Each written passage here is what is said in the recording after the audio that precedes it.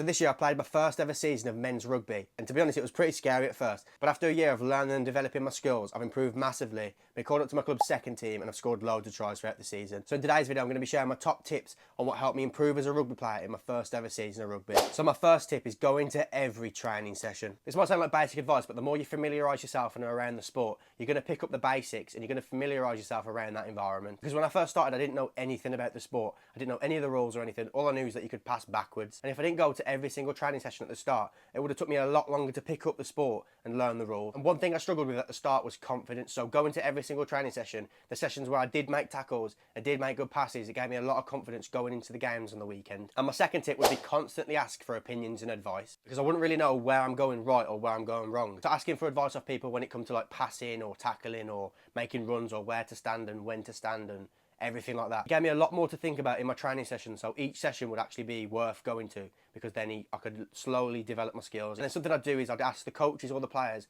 what I can improve on each week, and then I'd go outside of rugby and work on that thing, whether it was my speed, whether it was my strength, whether it was my kicking or my passing. And this goes on to my next tip, which would be to analyse your games and your training sessions so that you can get the most out of them. So this was the thing I did to stop myself from getting to a point where I was just playing games and going to training sessions and not really taking anything in. So I'd analyse myself as a player and see whether I've took in the advice from other people, and I'd try and remember the advice that I've been given and apply that into the session. So an example of this would be my passing. So I've been going rugby for about 2 months or a month. I still couldn't pass the ball. So I went out and I bought a rugby ball. I practiced my passing outside of training, so that when I went back into training I could see if my passing's improved in an actual run-through situation. My next tip for improving would be to work on your physical condition. So my logic behind this is rugby being such a physically demanding sport, your games are going to be a lot easier if your physical condition is not a limiting factor in that. And as someone who loves gym, it was easy for me to switch my training from bodybuilding style to rugby style so that it would better improve my rugby game. So I'd be doing sprints, squats, plyometrics, everything that can pretty much improve myself on the rugby pitch, I would be doing it, and I'd be experimenting every week, week in, week out, to try and find the best